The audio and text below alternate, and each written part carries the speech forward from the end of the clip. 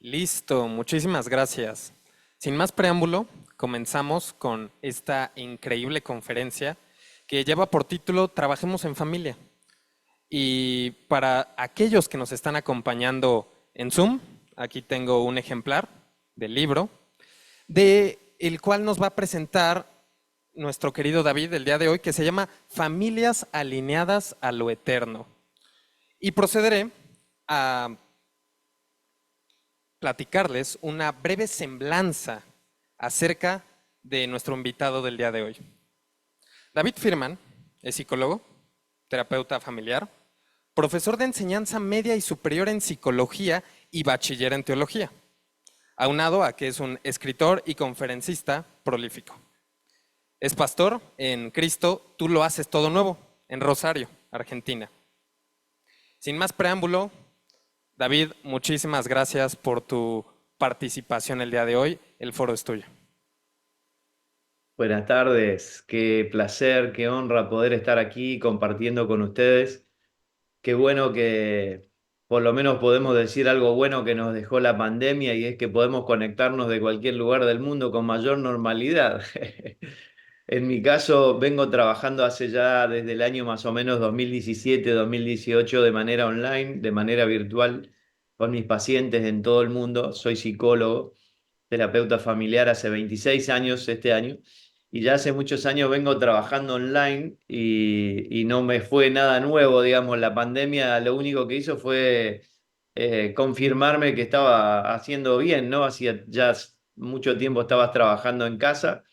Pero bueno, hoy, fuera de toda broma, que para muchos no es broma porque han perdido a seres queridos y demás, creo que tenemos que asumir que es bueno poder conectarnos y darle gracias a Dios por estas posibilidades de conectarnos con hermanos nuestros en todo el mundo de manera tan sencilla, tan rápida y en el mismo momento, aunque estemos en diferentes regiones, ¿verdad? Así que de verdad es un placer para mí poder compartir con ustedes. La mayoría no los veo porque seguramente están ahí en el salón, pero vamos a hablarle a los que están aquí. ¿Puedo entonces comenzar a desarrollar o vas a hacer alguna pregunta? Adelante, por favor. Ok. Bueno, ¿qué puedo contarles del libro? En realidad, en primer lugar, quisiera comentarles que este libro, justo tengo también aquí un ejemplar, Familias alineadas a lo eterno, en realidad son 3 libros, ¿sí? Comenzó el primero como un solo libro que se llamó Familias alineadas a lo eterno, pero luego de un tiempo el Señor me empezó a mostrar que si una familia vive alineada a lo eterno, y alineado es simplemente esto, ¿no? Como cuando uno tiene un coche, un carro, y tiene que viajar y lo lleva a un mecánico que revise si los neumáticos están alineados para que no se nos salga de la ruta, para que pueda conducirse bien, ¿no? Entonces, una familia alineada a lo eterno es una familia que entiende el diseño de Dios, una familia que se alinea al diseño y propósito de Dios por el cual nos ha creado y por el cual estamos aquí en la tierra. pero en la medida que pasaba el tiempo, el Señor me hacía ver que si uno se alinea a lo eterno, lo que va a hacer es vivirlo, y al vivirlo lo expresa, lo muestra, lo manifiesta, y entonces se termina transformando también en una familia que multiplica lo eterno en las generaciones, ¿sí? Y entonces terminó siendo, en vez de 3 libros, en vez de ser un libro, perdón, terminó siendo 3 libros, que después, bueno, para facilitar un poco el trabajo en las naciones, se editó en un solo libro, que es el que ustedes tienen acceso ahí, Familias Alineadas de lo Eterno, y la bajada aquí, un subtítulo dice cómo expresar y multiplicar la vida de Dios en las generaciones. ¿Por qué escribí este libro? Luego de muchos años de trabajo, más o menos unos 15 años de trabajo como terapeuta familiar en mi consultorio y con algunas experiencias en la pastoral, en la consejería, me empecé a dar cuenta que las herramientas humanas, aunque son muy buenas, no alcanzaban para dar todas las herramientas que las familias necesitan para desarrollar su vida, para llevar adelante la gestión cotidiana doméstica y poder representarle a Dios generaciones que sigan su vida, que sigan en obediencia a su plan. Entonces empecé a investigar, empecé a estudiar, empecé a orar y preguntarle al Señor, y cada uno de nosotros puede ver el estado de las familias en las iglesias en general y en la sociedad sobre todo. Y la pregunta que me venía es por qué las familias cristianas no nos estamos manifestando diferentes a las familias que no lo son. Por ejemplo, esa era una pregunta que estaba en mi mente hacía mucho tiempo. Y empecé a investigar y a preguntarle al Señor, ¿para qué creaste la familia? De hecho, por ese tiempo el Señor me confrontó muy fuertemente en que no comprendía la hoja 1 de la Biblia. Y les pongo en el contexto, soy tercera generación de creyente, mis hijos son la cuarta generación de creyente, a esa altura ya tenía más de 15 años de profesión, había estudiado en el seminario bíblico, estaba viajando dando conferencias, y que el Señor te diga, no entendés la hoja 1 de la Biblia, es un fuerte golpe al orgullo, ¿verdad? Pero bueno, tuve que asumir que era verdad, y me di cuenta a partir de empezar otra vez por la hoja 1 de la Biblia, a entender, por ejemplo, que en la hoja 1 de la Biblia encontramos 3 palabras muy importantes que Dios define en Génesis 1. La número 1 es la palabra imagen. Dios nos creó para hacer su imagen, su foto en la tierra. ¿Sí? Ustedes van a tomar el libro en la mano y van a ver que tiene una imagen en la contratapa. Esa imagen no soy yo, esa es mi imagen que tiene la función de representarme. Pero este soy yo, esta es la persona que cuando ustedes me están viendo, y si miran la contratapa del libro, la foto de la contratapa concuerda con la persona. Básicamente eso es lo que Dios quiso, esa fue su intención original al crearnos, que fuéramos su foto en la tierra.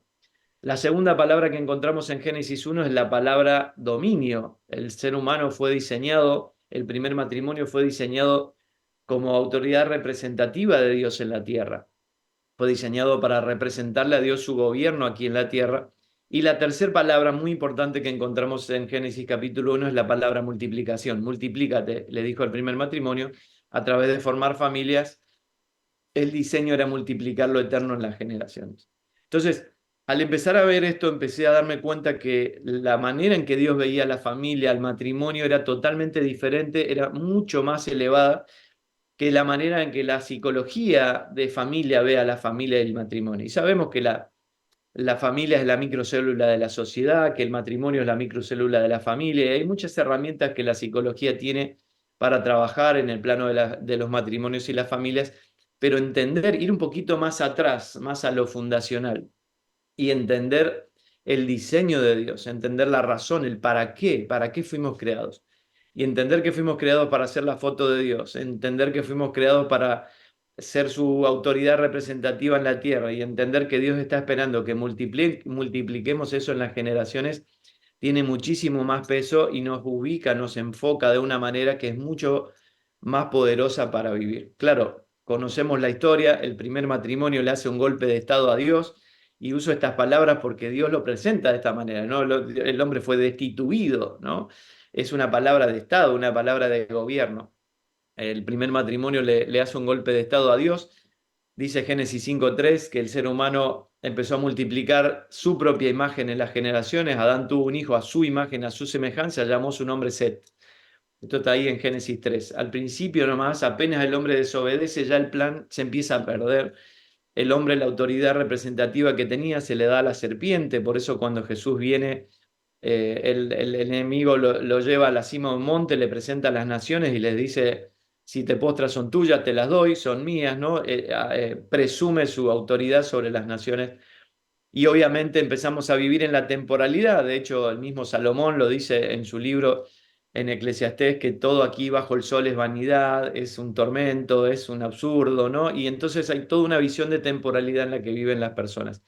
Y todo esto me fue inquietando, entonces empecé a escribir lo que fue el libro uno, que es Familias alineadas de lo eterno, para entender que Dios había diseñado a la familia para expresar y representar realidades espirituales. La familia fue diseñado, el matrimonio fue diseñado como uno, para representar, dice Pablo en Efesios 5, la unión de Cristo y la iglesia como uno, cabeza y cuerpo es la misma persona, es uno. ¿Sí? Dios creó la familia para representar su familia, que es la iglesia, y así podemos ir viendo diferentes historias en las escrituras donde encontramos que la familia siempre fue parte del plan de Dios. De hecho, la más importante la encontramos en la historia de Jesús, el Cristo eterno, el creador de los cielos y la tierra, ¿no? De él salió todo, dice Colosenses 1, que todo fue creado por medio de él y para él.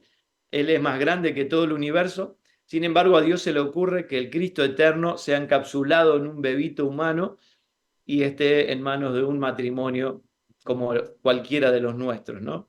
Esta es una hermosa, perdónenme la expresión, ¿no? Locura que a Dios se le ocurre, porque Dios no tiene plan B, Dios continuó con el plan, ¿sí? El matrimonio es parte del plan, y Dios es como si le dijera a la humanidad, yo confío en mi diseño, yo creo en el plan que pensé, ahí les va, mi propio hijo se va a desarrollar en un matrimonio y una familia. De hecho, ustedes conocen la historia, ya a los 12 años Jesús estaba creciendo en sabiduría, en estatura y en gracia delante de Dios y de los hombres, y ya a los 12 años Jesús puede decirle a su madre cuando estaba en el templo, ahí en este mano a mano con los líderes religiosos, decirle, Dios es mi padre, ¿sí? ¿Por qué te preocupas? Estoy en la casa de mi padre y en los negocios de mi padre me tengo que estar, ¿no? Ya a los 12 años Jesús podía recitar la Torá, los primeros 5 libros de la Biblia, desde Génesis 1:1 hasta Deuteronomio 31, podía recitarlo de memoria, de punta a punta.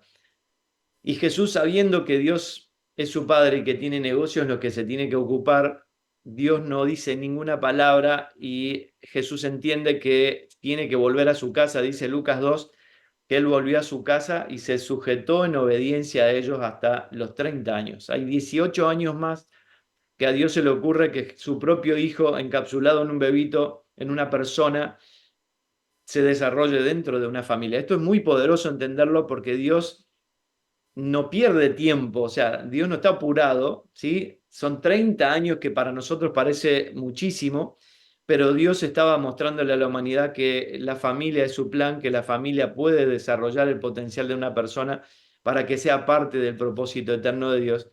Y este hijo, cuando cumple 30 años, va al desierto, se encuentra con Juan el Bautista, y Juan el Bautista, al bautizarlo, se escucha la voz del cielo y ahora el Padre sí dice, este es mi Hijo amado, estoy complacido. Y recuerden que Jesús no viene de hacer milagros, no es conocido, no tiene un solo discípulo, no tiene muchos likes en sus redes sociales.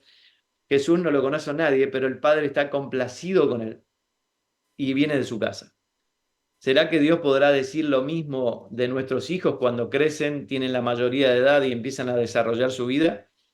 Todas estas cosas me empezaron a desafiar muchísimo y bueno, todo esto es lo que trato de volcar en el libro, entender lo eterno, entender el diseño de Dios, entender para qué fuimos creados, entender que fuimos creados para el propósito de Dios y que Dios confía y cuenta con el matrimonio. Usted puede ver en toda la historia de la humanidad diferentes matrimonios y familias llevando adelante el plan de Dios y garantizándole a Dios su simiente en las generaciones. José es un ejemplo muy claro de esto, ¿no? Al final de sus días, él dice que Dios lo puso como número 2 del mundo, de la nación más poderosa de la tierra en ese momento, y él reconoce que Dios lo puso ahí, aunque su hermano lo habían vendido, él dice, ustedes me vendieron, pero Dios me puso aquí para preservarles la vida.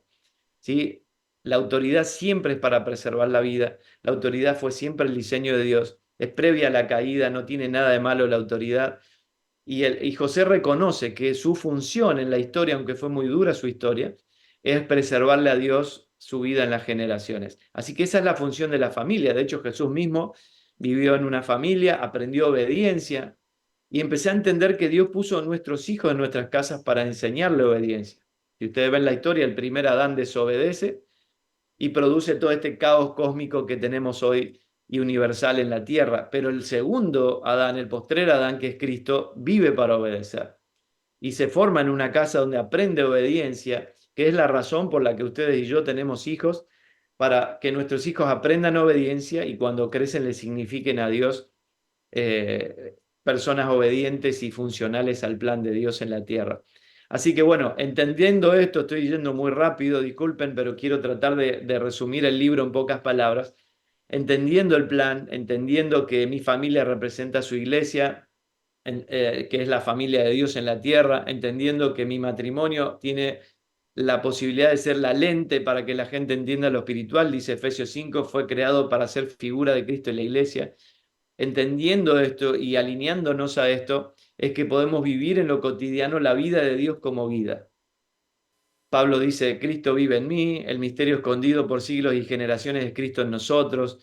El apóstol Pedro nos dice que fuimos hechos participantes de su naturaleza divina. El apóstol Juan en 1 Juan 5 dice que el que tiene al Hijo tiene la vida, el que no tiene al Hijo no tiene la vida.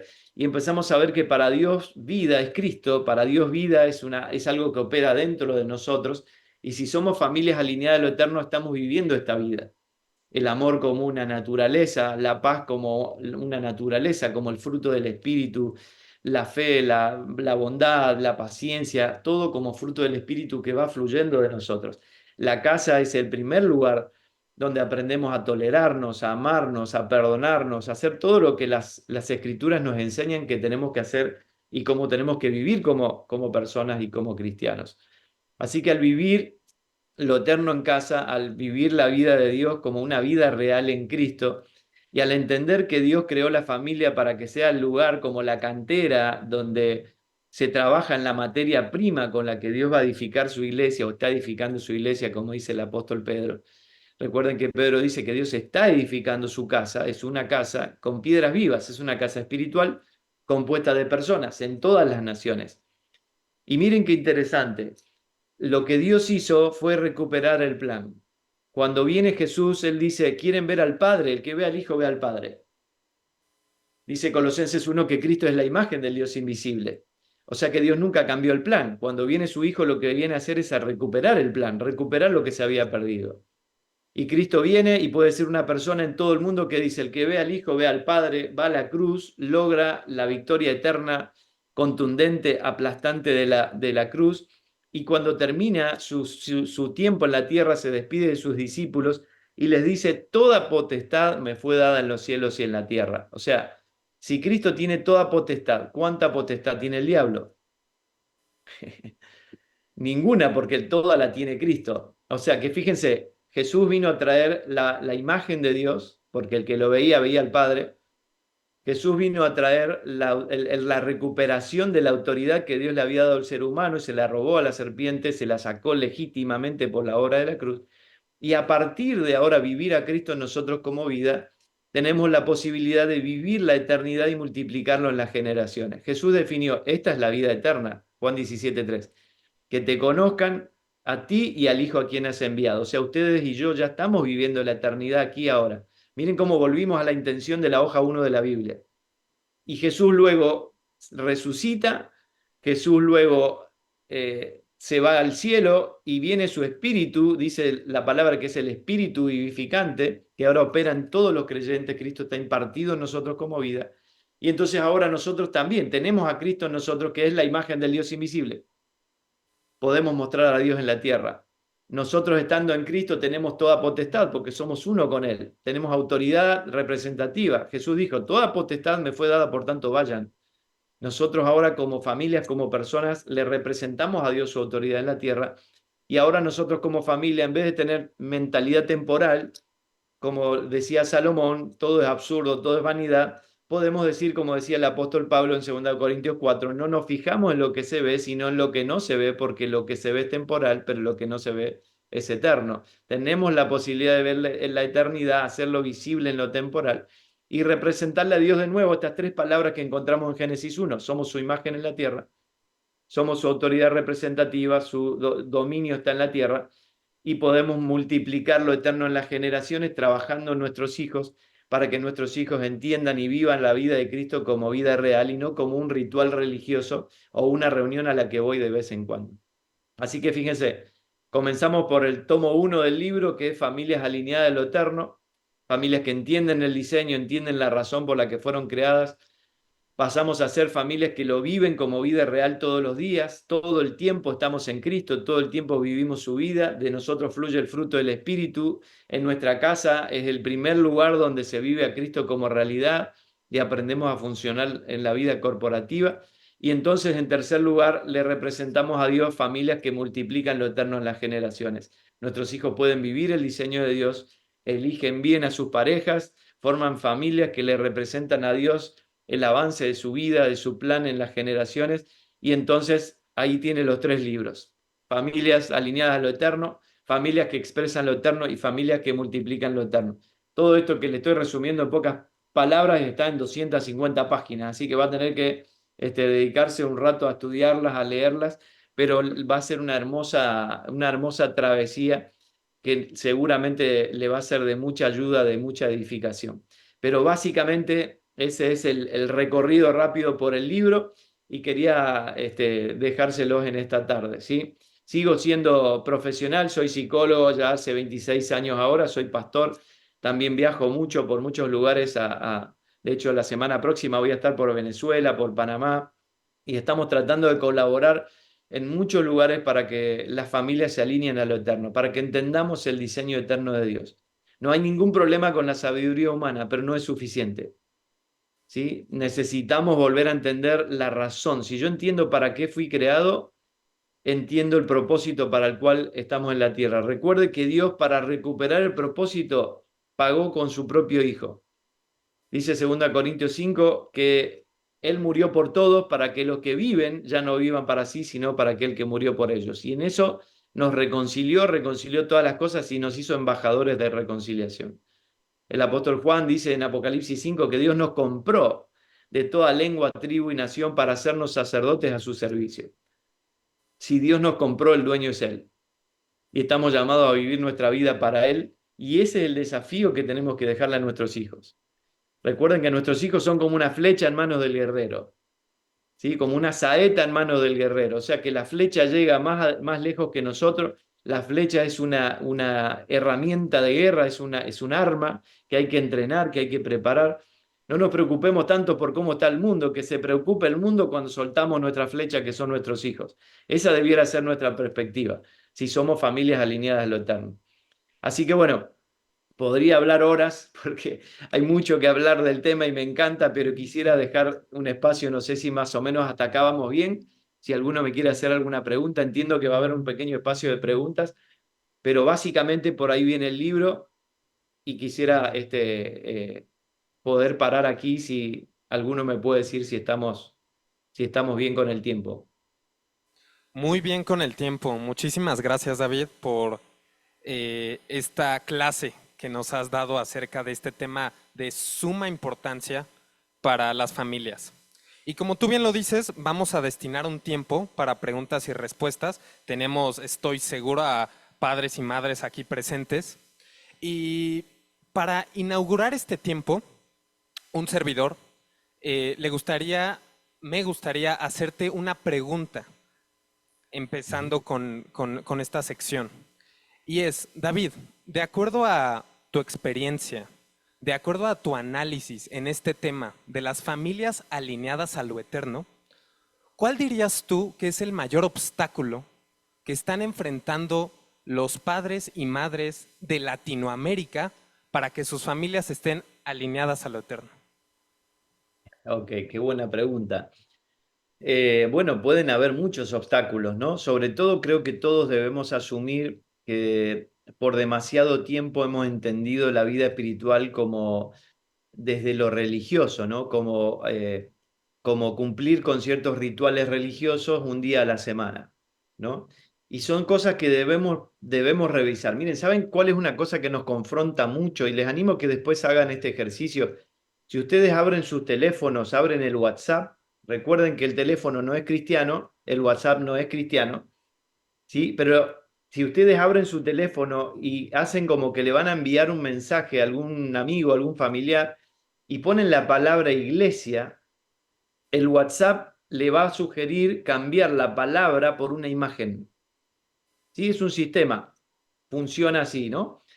Y eso lo sugiere como una definición. ¿De dónde sacó WhatsApp? Si ustedes lo buscan después van a ver que el WhatsApp le recomienda cambiar la palabra iglesia por la imagen de un edificio con un pico y una cruz en la punta. ¿De dónde sacó WhatsApp la definición de lo que es iglesia? Si WhatsApp no es cristiano, WhatsApp no leyó la Biblia. Los que diseñaron WhatsApp nos han visto como cristianos lo que decimos, lo que hacemos, cómo vivimos, y han definido que iglesia es un edificio.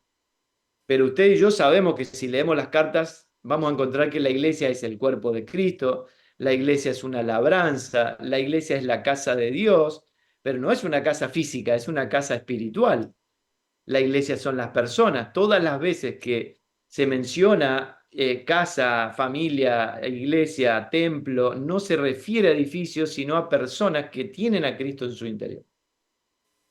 Entonces, creo que una de las cosas que las familias tienen como urgencia entender y que la iglesia debiera estar predicando fuertemente es entender a Cristo como vida y entender a Cristo como vida en nosotros, dentro de nosotros. Yo no voy a encontrarme con Dios a un lugar, Dios ya está en mí.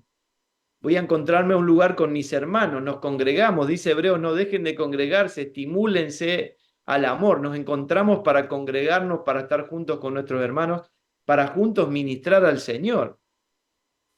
Pero nosotros ya tenemos al Señor en nosotros. Y esto los apóstoles tenían muy claro, y Pablo, de hecho, muchas de las cartas que escribe las escribe preso, no estaba en una reunión. Entonces, Pablo se define en Cristo y eso es la clave. Estar en Cristo es la gran definición que las familias necesitan entender. Estar en Cristo define todas las cosas. Yo en Cristo soy amado, en Cristo fui bendito, en Cristo fui escogido, en Cristo no soy condenado, en Cristo estoy sentado juntamente con Él en lugares celestiales. O sea, más de 200 veces en las Escrituras, en las cartas apostólicas del Nuevo Testamento, aparece la palabra en Cristo, en el amado, y las familias deberíamos entender. Miren, déjenme darle un ejemplo bien sencillo para entender esto. Cuando nuestros hijos tengo un hijo de 22 años y una hija de 19 años, y con mi esposa, cuando eran más chicos y empezamos a trabajar todo esto y a entender esto, empezamos a trabajar con ellos esta idea, este concepto que presenta Pablo y que presentan los apóstoles de Cristo como vida en nuestro interior. Y empezamos a trabajar el bullying desde ahí. Y le empezamos a decir, mira, si Cristo que creó el universo es más grande que todo el universo, está en nosotros, nuestro universo interno es mayor que el universo externo. Entonces, ¿qué bullying te pueden hacer? ¿Qué te van a decir de tu oreja, de tu nariz, de tu pelo, de tu cabello, no sé, qué te van a ofrecer de afuera? Sexo, droga y rock and roll si lo que tienes adentro es más grande que todo el universo. Y cuando nuestros hijos empezaron a entender esto, esto los blindó. Ya no les interesa nada que le puedan ofrecer de afuera. Y yo no necesito ponerle un chip de seguimiento para saber a dónde van o lo que hacen o ver si se portan bien o mal, porque ellos decidieron, con la conciencia de que Cristo es una vida en su interior, decidieron honrar esa vida. Como dice Pablo, todo lo que hagan, sea de hecho de palabra, háganlo como para el Señor. Y si vas a ver pornografía, Cristo está ahí. Si vas a estafar a alguien, Cristo está ahí. Si vas a engañar a tu esposo o tu esposa, Cristo está ahí. Si yo decido, soy consciente de esa vida y decido honrarlo todos los días, no necesito una lista de cosas que hacer que están bien o mal. Porque ya sé, porque Cristo en mí rechaza de plano todo lo que no es el diseño de Dios y solamente vive el diseño y vive para obedecer. Así que es muy poderoso que nos sentemos en familias y podamos trabajar la vida de Dios como una vida y el ir a una reunión y encontrarnos con nuestros hermanos como parte de esa vida muy importante y necesaria y disfrutable, pero la vida es de todos los días, todo el tiempo, en todo lugar, principalmente en la casa. Comienza en la casa. Por eso Pablo decía, el que no gobierna su casa, ¿cómo va a gobernar la iglesia de Dios? ¿No? El trabajo, el ministerio, el pastorado, comienza en la casa. Todo lo que hago comienza en la casa. Y si Cristo, que es la imagen del Dios invisible, está en mí, el primer lugar donde Dios tiene que ser visto es en mi casa. Mis hijos, mi esposa tienen que poder ver a Dios en mí porque Cristo está en mí. No sé si más o menos responde tu pregunta. Totalmente, David, y no puede pasar desapercibido lo que nos compartes. La iglesia no es un lugar de cuatro paredes, somos nosotros, los hijos e hijas de Dios, y el primer ministerio es la familia. Vamos a Exacto. pasar a unas preguntas. Aquí de los presentes, ¿a alguno le gustaría hacer una pregunta directa a David? Y les pasamos el micrófono. Yo creo que aquí estamos convocados personas que queremos tener una familia conforme a Dios, pero en el momento de ministrar ahorita está muy fuerte el tema de ir en contra de un machismo dentro de la iglesia y de un feminismo. ¿Cómo poder tratar esto desde tu libro? ¿Cómo lo vemos ahí? Por favor. Ok, también, hermosa pregunta. Miren, cuando nosotros vemos la hoja 1 de la Biblia, vemos que Dios no trabaja ni con machismo ni feminismo. O sea, Dios no diseñó ninguna de esas dos cosas. Son distorsiones desde la sabiduría humana desconectada de Dios, de Génesis 3 en adelante, ¿no? Porque Dios crea al hombre a su imagen y semejanza, y hombre se refiere a hombre y mujer, género humano.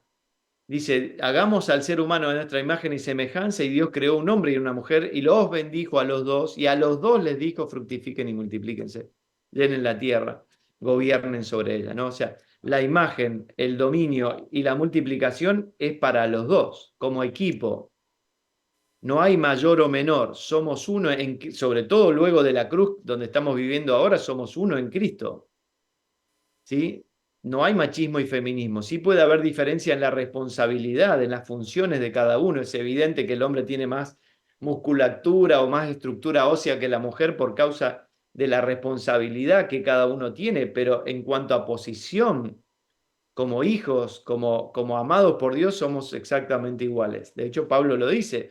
Es una de las grandes cosas de la obra de la cruz. En Cristo ya no hay ni varón ni mujer, ni esclavo ni libre, ni judío ni griego, ni circunciso ni incircunciso. O sea, hay una igualdad que se recupera que tiene que ver con el origen.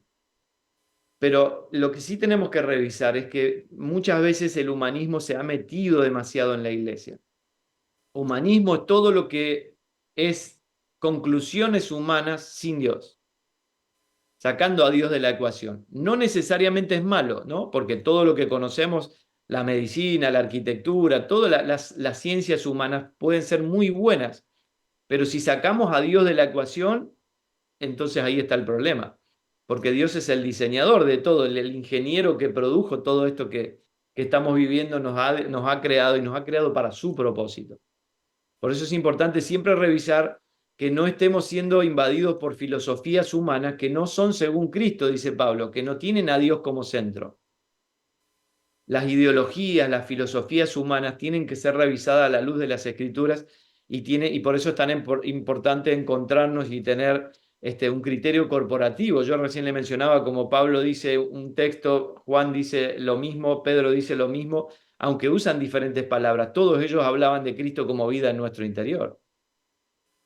Entonces, necesitamos volver a ese criterio corporativo que tenía la primera iglesia y hoy encontrarnos, como decía Pablo, sean todos de un mismo sentir, de un mismo parecer, pensando lo mismo, hablando lo mismo.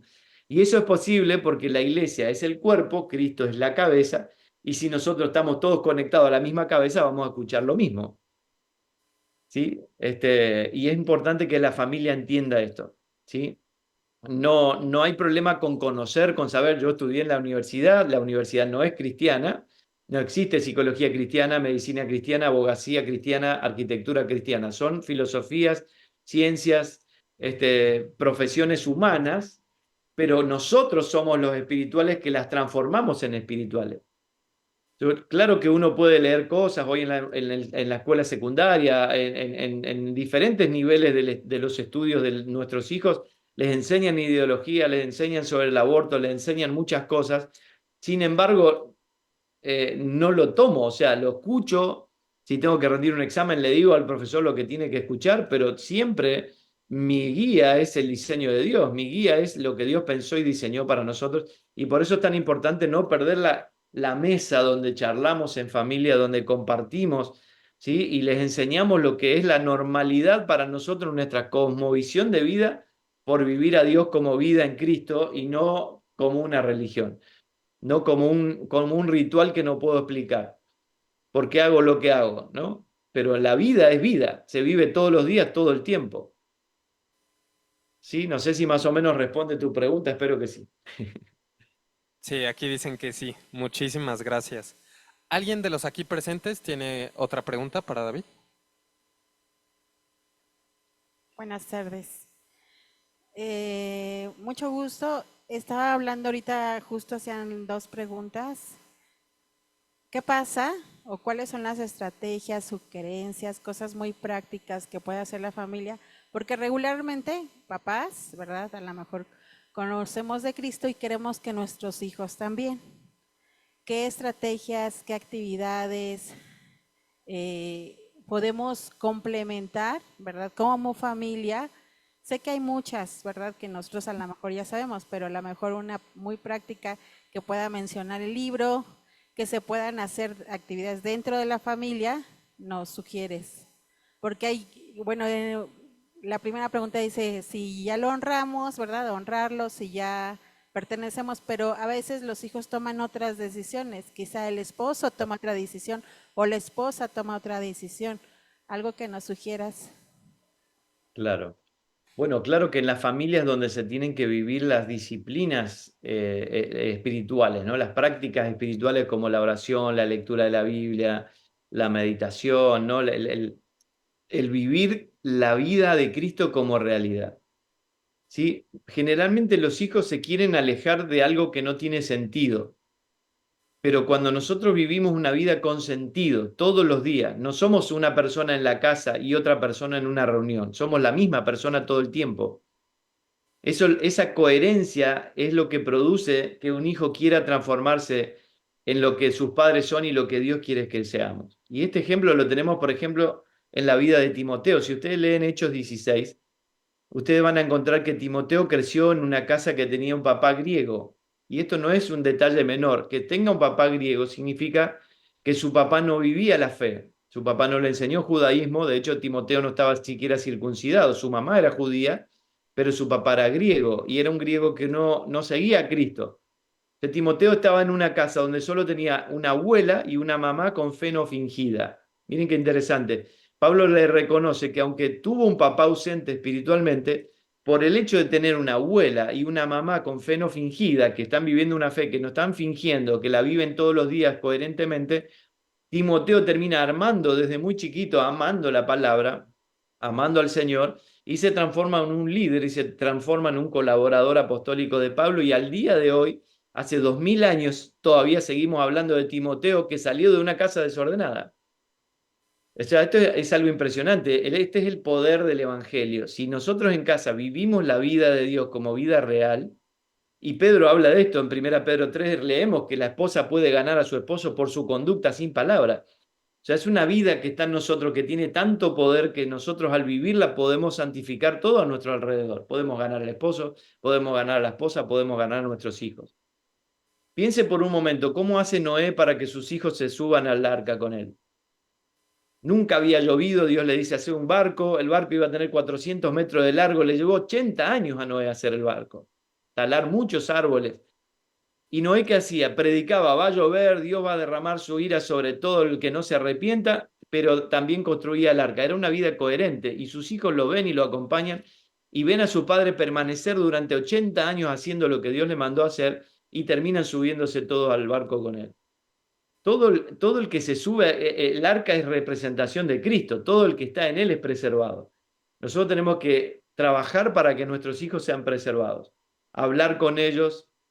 Miren, es muy sencillo en algún sentido. En este mundo hay solo dos maneras de vivir, o con Dios o sin Dios. No hay término medio. Con Dios está la vida, sin Dios está la muerte. Con Dios está todo, sin Dios está la nada. Con Dios está la paz, sin Dios está el tormento. Con Dios está la luz, sin Dios está la oscuridad. Con Dios está la verdad, sin Dios está el engaño. O sea, así de sencillo hay que ponérselo a los hijos, que ellos entiendan que el mundo va a apuntar a coquetear con ellos, a conquistarlos, a arrastrarlos, presentarles luces y colores que brillan. Es todo mentira. Pero para eso van a tener que ver en nosotros una vida real, que vivimos una vida real, vivimos a Cristo como realidad todos los días, todo el tiempo, y poder vivir esa realidad en casa va a ser lo que va a producir que nuestros hijos, tarde o temprano, quieran esa misma vida. Puede que en algún momento se pierdan, pero como el hijo pródigo, en algún momento entra en razón y dice, ¿qué hago acá? Si en la casa de mi padre estaría mucho mejor que un sirviente, ¿no? Entonces, vivir la vida real, creo que ahí está la gran clave, una fe no fingida, como decía Pablo, ¿no? Una fe no fingida, hay que vivir la fe no fingida, una vida real. Y así vamos a poder tener a nuestros hijos dentro del plan de Dios, siendo parte de lo que Dios diseñó. Perfecto, muchísimas gracias, David. ¿Alguien más tiene una pregunta que realizar? En Zoom me parece que tenemos preguntas. Sí, tenemos aquí una pregunta de parte de Carla. Dice lo siguiente: ¿qué pasa con las familias que han tenido una ruptura? Es decir, los hijos que quedamos en una familia en donde los padres se divorciaron. Si los padres conocieron a Cristo después de divorciarse. Ok, el divorcio lamentablemente es algo tan normal en nosotros hoy, pero nunca fue el plan de Dios. De hecho, dice la palabra que Dios aborrece el divorcio, ¿no? Y esto no es para juzgar a nadie que haya pasado por esta situación, pero es algo que tenemos que pensar seriamente y tenemos que trabajar para vivir, no entrar a un matrimonio ya pensando que tengo la posibilidad de divorciarme, sino trabajar para no que eso no suceda, ¿no? Por eso vivir a Cristo como realidad y entender que estamos en el matrimonio para representarle a Dios su propósito, representar la unión de Cristo y la iglesia, creo que lo cambia todo. Y entonces, si esta familia ya pasó por esta situación, hay que ir de hoy en adelante. O sea, no puedo hacer nada para atrás, pero sí puedo trabajar yo de hoy para adelante para poder vivir el diseño de Dios. Repito que si Cristo está en nosotros como vida, Cristo en nosotros rechaza de plano todo lo que no es el diseño de Dios. Él vive para obedecer al Padre. Su genética es obedecer, es vivir el diseño de Dios. En nuestro espíritu está Cristo, en nuestro espíritu no hay lucha con la identidad sexual, no hay deseo de engañar a mi esposa, no hay deseo de acudir a la pornografía. Eso está pasando en mi mente, en mi alma, en mi carne, que tengo que crucificar todos los días, pero en mi espíritu está Cristo que solo quiere agradar al Padre. O sea, cuanto más Cristo crece en nosotros, más vamos a poder vivir de acuerdo al diseño de Dios. No es imposible vivir de acuerdo al diseño de Dios. Aunque el mundo se va por los caños y en la iglesia cada vez más normal que haya desastres, no es la idea de Dios y para eso puso a Cristo en nosotros, para poder vivir a la altura del diseño. Siempre creo que se puede volver a empezar, siempre creo que el pasado no me define Cristo. ¿Sí? Pablo está preso en una cárcel en su situación de total necesidad y él escribe Colosenses 2 y dice, estamos completos en Cristo. O sea, Pablo se define en Cristo, no se define según su realidad circunstancial. Y entonces eso creo que es lo que necesitamos como familias, empezar a definirnos en Cristo. Dios es mi papá, no lucho con la orfandad. Dios me amó y nada me puede separar de su amor. No ando buscando por ahí que me amen porque ya soy amado. Estoy completo en Cristo, no ando por ahí buscando suplir necesidades porque no necesito nada porque ya estoy en Cristo. Definirme en Cristo resuelve muchas cosas, resuelve todo. Si como persona, como matrimonios, como familias podemos definirnos en Cristo, estamos blindados. Y para adelante, si vivimos todos los días esa vida como realidad, podremos ser familias que le representen a Dios su diseño en la tierra. La gente tiene que poder volver a creer en el matrimonio y la familia. No puede tomar nuestros matrimonios y familias cristianas para no querer saber nada con Dios, porque eso nos transforma en opositores al propósito por el cual fuimos creados. Si la gente debiera vernos a nosotros como ver a Dios en nosotros, somos su imagen. Recuperamos su imagen en Cristo. Cristo en mí es la imagen del Dios invisible. Si Cristo crece en mí, la gente ve a Dios. ¿Y cómo alguien va a tomar mi vida para decir no quiero saber nada con Dios? Entonces yo soy un opositor a Dios. No es el propósito. Por eso insisto en que crecer en la conciencia de Cristo como vida todos los días, todo el tiempo, nos ayuda a no estafar a nadie, a no hacer ningún negocio turbio, a no engañar a nuestro cónyuge, a no hacer nada que no le agrade a Dios. No porque un pastor me lo diga o por un líder religioso me lo diga, sino porque decido honrar esa vida que me puso ahora a la altura de un diseño eterno y me puso como participante de Dios en su propósito en la tierra, que Dios se ha visto en la tierra. Así que no importa la historia, siempre para adelante se puede comenzar una nueva historia. Y se puede ser, como dije recién, como Timoteo, salir de una casa rota, desordenada, y transformarse en un colaborador de Dios de tal manera que 2000 años después todavía estén hablando de nosotros. Eso es muy poderoso. Sí, tenemos una pregunta más que dice lo siguiente. En cuanto a la cuestión financiera, ¿cuál sería tu consejo para que mi familia esté alineada a lo eterno?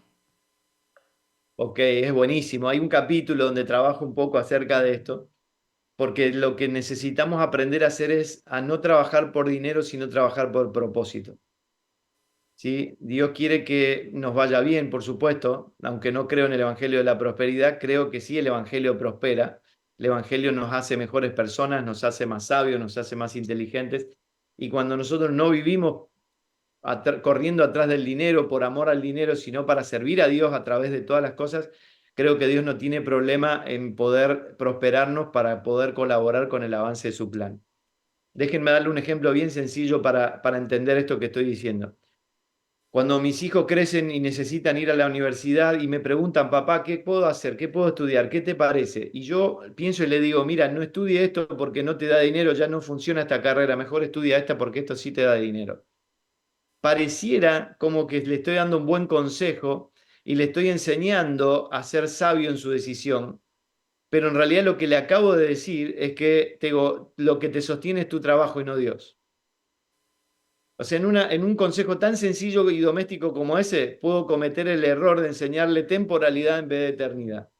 Si yo le digo a mi hijo, mira, fuiste creado para ser imagen de Dios en la tierra, fuiste creado para representarle a Dios su dominio en la tierra, fuiste creado para multiplicar a Dios en las generaciones.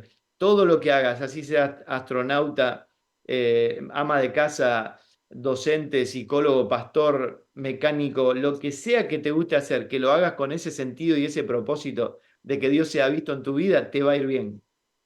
No trabajamos por dinero, trabajamos por propósito y el propósito trae el dinero. Porque cuando trabajo por propósito lo hago con excelencia, soy feliz haciendo lo que hago. Nadie me tiene que obligar a trabajar porque yo lo hago por pasión. Y como lo hago con tanta excelencia, me terminan pagando bien por lo que hago porque lo hago bien. Entonces muchas veces el error es enseñar mal. No hay problema con el dinero, el amor al dinero es el problema. Entonces tengo que asegurarme que en casa y nuestros hijos no amen al dinero, que amen a Dios y que el dinero esté al servicio de Dios. Eso es fundamental. Pero bueno, el tema es largo y bueno, tienen ahí un capítulo para revisarlo en el material. Muchísimas gracias por la respuesta y tenemos una última pregunta aquí que dice así. Sabemos que la Biblia dice que no estemos en yugo desigual. ¿Cree que aún haya esperanza en familias así? Si yo le doy el mensaje de salvación a mi pareja y ella no quiere saber nada, ¿qué puedo hacer? ¿Dejar todo en manos de Dios? Ok, hermosa pregunta. Bien. De hecho, la palabra cónyuge que define el matrimonio viene de esa palabra, cónyugo, ¿no? Como dos personas, dos bueyes que tiran con el mismo trozo de madera que los hace tirar juntos. Debiéramos asegurarnos al elegir, definir que la persona puede tirar junto, ¿no? Pero bueno, supongamos que parecía que sí, que pasó el tiempo, encontré al Señor, mi pareja no, pero necesito entender que ya estoy en un matrimonio que Dios me recomienda no romper.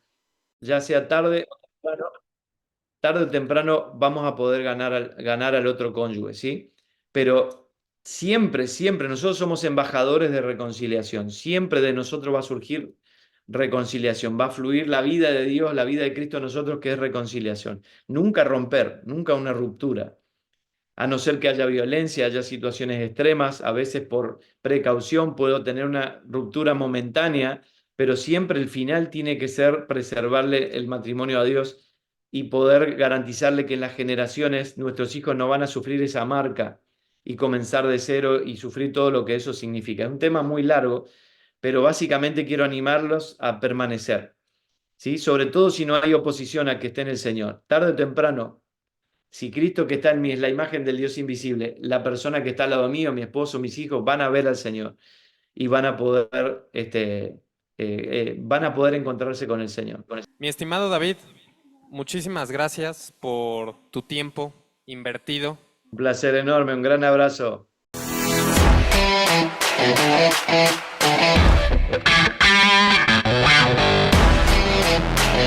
Wow.